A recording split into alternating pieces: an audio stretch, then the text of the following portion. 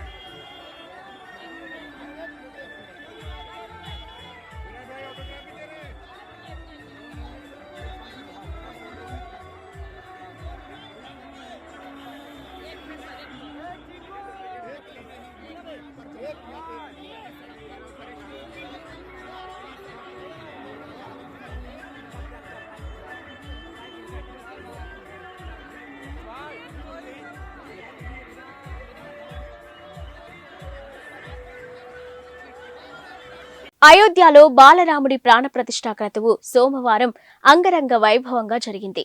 రామ్లల్లా విగ్రహానికి మైసూరుకు చెందిన ప్రముఖ శిల్పి అరుణ్ యోగిరాజు రూపొందించగా ఆధ్యాత్మిక శోభ, సాంప్రదాయం ప్రకారం దైవిక ఆభరణాలు, ప్రత్యేక వస్త్రాలతో అలంకరించారు.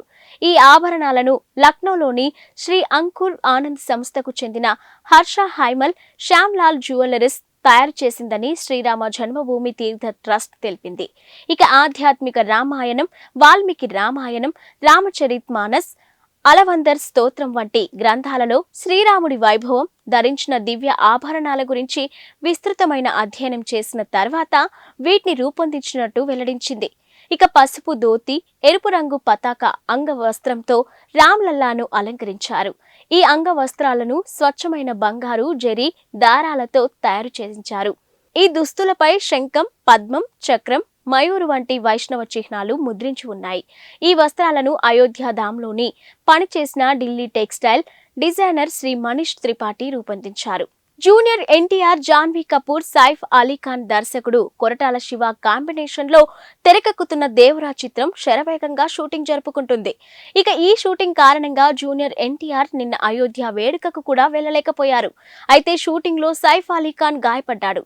ఆయన మోకాలు, భుజానికి తీవ్రంగా గాయాలయ్యాయి. ప్రస్తుతం ఆయన ముంబైలోని కోకిలాబేన్ ఆసుపత్రిలో చికిత్స పొందుతున్నారు. ఆయన ట్రైసెప్స్ కు డాక్టర్లు శస్త్రచికిత్స నిర్వహించారు. ప్రస్తుతం ఆసుపత్రిలో సైఫ్ పక్కన ఆయన భార్య, సినీ నటి కరీనా కపూర్ ఉన్నారు. గాయం కారణంగా సైఫ్ కొన్ని రోజుల పాటు దేవరా షూటింగ్ కి దూరమయ్యే అవకాశం ఉంది. ఈ చిత్రం 2 భాగాలుగా తెరకెక్కుతుంది. అయితే షెడ్యూల్ ప్రకారం తొలి పార్ట్ ఏప్రిల్ 5న విడుదల కావాల్సి ఉంది. ఇక మరోవైపు గాయంపై సైఫ్ స్పందిస్తూ, మన వృత్తిలో భాగమే ఈ గాయాలు, ఆపరేషన్ అని చెప్పుకొచ్చారు. ఇక నిపుణులైన డాక్టర్ల పర్యవేక్షణలో తాను సురక్షితంగా ఉన్నానని తెలిపారు. ఈ మధ్య కాలంలో ఓటీటీ ప్లాట్ఫామ్స్ పై ఇన్వెస్టిగేటివ్ థ్రిల్లర్ జోనర్ కి విపరీతమైన ఆదరణ పెరిగిపోయింది. ఈ నేపథ్యంలో మరిన్ని ఓటీటీ సినిమాలు ప్రేక్షకుల ముందుకు రావడానికి రెడీ అవుతున్నాయి. అలాంటి సినిమాల జాబితాలో తాజాగా భక్షక్ చేరిపోయింది. భూమి పడ్నేకర్ ప్రధానమైన పాత్రను పోషించిన సినిమా ఇది. హీరో షారూక్ ఖాన్ సొంత బ్యానర్ లో ఈ సినిమా నిర్మితమైంది. ఇక నిర్మాణ వ్యవహారాలను గౌరీ ఖాన్ చూసుకున్న ఈ సినిమాకి పులకిత్ దర్శకత్వం వహించాడు. ఇక భూమి పడ్నేకర్ తో పాటు సంజయ్ మిశ్రా, ఆదిత్య శ్రీవత్సవ నటించారు. రీసెంట్ గా రిలీజ్ చేసిన టీజర్ కి మంచి రెస్పాన్స్ వచ్చింది. ఈ టీజర్ అందరిలోనూ ఆసక్తిని పెంచింది. ఇక నెట్ఫ్లిక్స్ లో ఈ సినిమా ఫిబ్రవరి 9వ తేదీ నుంచి స్ట్రీమింగ్ కానుంది. ఈ సినిమాలో భూమి పడ్నేకర్ నిజాయితీగా వ్యవహరించే జర్నలిస్టు వైశాలి పాత్రలో కనిపించనుందంట. ఇక బాలికలపై, మహిళలపై జరుగుతున్న నేరాలను ప్రశ్నించడానికి వైశాలి ముందుకు వస్తుంది. ఫలితంగా ఆమె ఎలాంటి పరిస్థితులను ఎదుర్కోవాల్సి వస్తుందనేదే కథ. ఇక వాస్తవ సంఘటనల ఆధారంగా రూపొందించిన సినిమా ఇది. లోక్సభ ఎన్నికల తర్వాత 30 మంది బీఆర్ఎస్ ఎమ్మెల్యేలు కాంగ్రెస్ లో చేరబోతున్నారంటూ తెలంగాణ మంత్రి కోమటిరెడ్డి వెంకటరెడ్డి సంచలన వ్యాఖ్యలు చేశారు. ఇక నల్గొండ కలెక్టరేట్ లో నిన్న నిర్వహించిన ప్రజావాణి కార్యక్రమంలో పాల్గొన్న ఆయన అనంతరం మాట్లాడుతూ ఈ వ్యాఖ్యలు చేశారు. తెలంగాణ కోసం మంత్రి పదవిని సైతం వదులుకున్న తన గురించి మాజీ మంత్రి బీఆర్ఎస్ నేత జగదీష్ రెడ్డి మాట్లాడడం విడ్డూరంగా ఉందని పేర్కొన్నారు. ఇక యాదాద్రి, భద్రాద్రి థర్మల్ విద్యుత్ కేంద్రాల్లో అక్రమాలతో పాటు ఛత్తీస్గఢ్ లో కరెంటు కొనుగోళ్లలో అవినీతి బయటపడుతుందన్న అక్కసుతోనే ఆయన తనపై ఆరోపణలు చేస్తున్నారని ఆగ్రహం వ్యక్తం చేశారు. ఎన్నికల సమయంలో ఇచ్చిన 6 గ్యారంటీలను 100 రోజుల్లో అమలు చేసి తీరుతామని పునరుద్ఘాటించారు. Team India star batsmen Shubman Gill, cricket దిగ్గజం సచిన్ టెండూల్కర్ తనయ సారా టెండూల్కర్ ప్రేమలో ఉన్నారంటూ చాలా కాలంగా ప్రచారం జరుగుతున్న సంగతి తెలిసిందే. వీరిద్దరూ పెళ్లి చేసుకోబోతున్నారంటూ గతంలో వార్తలు కూడా వచ్చాయి. అయితే వీరి మధ్య రిలేషన్షిప్ పై ఎవరు ఇంతవరకు బహిరంగంగా స్పందించింది లేదు. ఇక ఈ నేపథ్యంలో తాజాగా చోటు చేసుకున్న ఓ సన్నివేశం వీరి డేటింగ్ వార్తలకు మరింత బలాన్ని చేకూర్చున్నట్టయింది. ముంబైలో గిల్ చెల్లెలు షహ్నీల్ గిల్ తో కలిసి సారా టెండూల్కర్ కెమెరాల కంటికి చిక్కారు. ఇక ఒకే కారులో ఇద్దరు ఉండగా కొందరు వీడియోలు తీశారు. దీనికి సంబంధించిన ఫోటోలు, వీడియోలు సోషల్ మీడియాలో వైరల్ అవుతున్నాయి. ఇక ఇటీవల ఇండియాలో జరిగిన వన్డే ప్రపంచ కప్ లో భారత్ ఆడిన అన్ని మ్యాచ్లకు సారా టెండూల్కర్ హాజరైంది. ఇక గిల్ సెంచరీ కొట్టిన ప్రతిసారి ఆమె లేచి నిలబడి చప్పట్లు కొడుతూ సందడి చేసింది. ఇక గిల్ ప్రేమలో సారా ఉంది కాబట్టే ఆమె అంత సంతోషానికి గురవుతుందని ఎంతో మంది వ్యాఖ్యానించారు. ఇప్పుడు గిల్ సోదరితో ఆమె కనిపించడంతో ప్రేమ వార్తలకు మరింత బలం చేకూరినట్టయింది. ఆంధ్రప్రదేశ్ కాంగ్రెస్ నూతన అధ్యక్షురాలిగా నియమితురాలైన వైఎస్ షర్మిల కార్యక్షేత్రంలోకి దిగారు. నేటి నుంచి ఈ నెల 31వ తేదీ వరకు 9 రోజుల పాటు రాష్ట్రంలో పర్యటించనున్నారు. ఈ రోజు ఉదయం 8 గంటల నుంచి 11 గంటల వరకు శ్రీకాకుళం జిల్లాలో పర్యటిస్తారు. ఇక పార్టీ పరిస్థితిపై ఇచ్చాపురంలో నేతలతో సమీక్షిస్తారు. ఆ తర్వాత పార్వతీపురం చేరుకొని మధ్యాహ్నం 2 గంటల 30 నిమిషాల నుంచి 3 గంటల 30 నిమిషాల వరకు మన్యం జిల్లాకు సంబంధించి సమీక్షిస్తారు. అనంతరం విజయనగరం చేరుకొని సాయంత్రం 6 నుంచి 7 వరకు జిల్లాలపై సమీక్ష నిర్వహిస్తారు.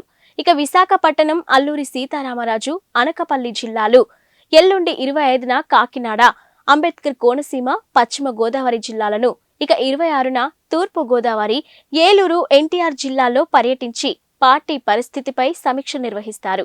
27న గుంటూరు, పల్నాడు, 28న బాపట్ల, ప్రకాశం, నెల్లూరు, 29న తిరుపతి, చిత్తూరు, అన్నమయ్య, 30న శ్రీ సత్యసాయి, అనంతపురం, కర్నూలు, 31న నంద్యాల, వైఎస్ఆర్ జిల్లాల్లో పర్యటించి పార్టీ పరిస్థితిపై సమీక్ష నిర్వహిస్తారు.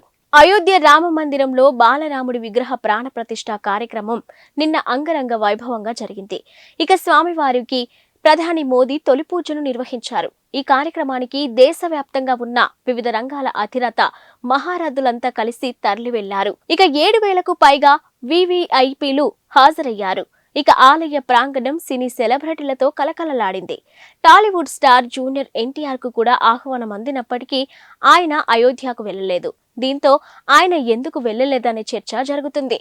అయితే దేవరా సినిమా షూటింగ్ లో బిజీగా ఉండడం వల్లే ఆయన అయోధ్యకు వెళ్లలేదని చెప్తున్నారు.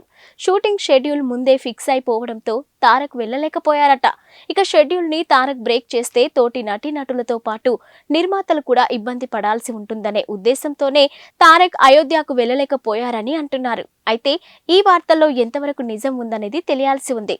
అయోధ్య రామ జన్మభూమి ట్రస్ట్ కు విరాళ పర్వం కొనసాగుతుంది. సోమవారం బాలరాముడి విగ్రహ ప్రాణ ప్రతిష్ఠ కార్యక్రమంలో పాల్గొన్న భారత అపర కుబేరుడు రిలయన్స్ ఇండస్ట్రీస్ అధినేత ముఖేష్ అంబానీ కుటుంబం 2.51 కోట్ల భారీ విరాళాన్ని ప్రకటించింది. రామజన్మభూమి ట్రస్టుకు ఈ పెద్ద మొత్తాన్ని ఇస్తున్నట్టు ఒక ప్రకటన విడుదల చేసింది. ఇక ముఖేష్ అంబానీ తన కుటుంబ సభ్యులతో కలిసి శ్రీరామ జన్మభూమి తీర్థక్షేత్ర ట్రస్టుకు 2.51 కోట్లను విరాళంగా అందించారు. ఇక సాంస్కృతిక ప్రాముఖ్యతను కలిగి ఉన్న అయోధ్య రామ మందిర అభివృద్ధికి పవిత్ర ప్రయత్నమని ఆ ప్రకటనలో పేర్కొన్నారు. కాగా సోమవారం జరిగిన ప్రాణ ప్రతిష్ఠ కార్యక్రమంలో ముఖేష్ అంబానీ, భార్య నీతా అంబానీ, కుమారులు ఆకాష్, అనంత్, ఇక కోడళ్లు శ్లోక మెహతాతో పాటు కాబోయే కోడలు రాధికా మర్చెంట్, కుమార్తె ఈషా, అల్లుడు ఆనంద్ పిరమల్ తదితరులు పాల్గొన్నారు. ఇక అయోధ్య రామజన్మభూమి తీర్థక్షేత్ర ట్రస్ట్ ఆహ్వానించిన ప్రముఖ వ్యక్తుల్లో వీరు కూడా ఉన్నారు. ఇక రాముడు విచ్చేస్తున్నాడని, దేశం మొత్తం రామ్ దీపావళిని జరుపుకుంటుందని ప్రాణ ప్రతిష్ఠ కార్యక్రమంలో ముఖేష్ అంబానీ అన్నారు. జనవరి 22న దేశం మొత్తానికి రామ్ దీపావళి వ్యాఖ్యానించారు. ఇక ఇది చారిత్రాత్మక రోజు అని నీతా అంబానీ కూడా అన్నారు. ఇందుకు సంబంధించిన వీడియోలు సోషల్ మీడియాలో వైరల్ అవుతున్నాయి. అగ్రరాజ్యం అమెరికాలో మరోసారి కాల్పుల కలకలం రేగింది. ఇల్లినాయ్ రాష్ట్రంలోని షికాగోలోని 2 ఇళ్లపై కాల్పులు జరిపిన ఓ దుండగుడు 7 ప్రాణాలు తీశాడు. ఇక కాల్పుల అనంతరం అక్కడి నుంచి పరారయ్యాడని పోలీసు అధికారులు వెల్లడించారు. ఇక దుండగుడి కోసం వేట కొనసాగిస్తున్నామని తెలిపారు. ఇక నగరంలోని జోలియట్లోని వెస్ట్ ఎకర్స్ రోడ్లో ఉన్న 2200 బ్లాక్లో ఈ కాల్పులు ఘటన జరిగిందని, నిందితుడిని రోమియో నాన్స్ గా గుర్తించారని, ప్రస్తుతం అతను పరారీలో ఉన్నాడని వివరించారు. ఇక 2 ఇళ్లపై కాల్పులు జరిపాడని, మొత్తం 7 మృత్యువాత పడ్డారని Joliet police chief Bill Evans మీడియాకు వెల్లడించారు. ఇక నిందితుడు నాన్స్ 23 ఏళ్లు ఉండగా కాల్పులు జరిగిన ప్రాంతానికి సమీపంలోనే నివసిస్తున్నాడని తెలిపారు.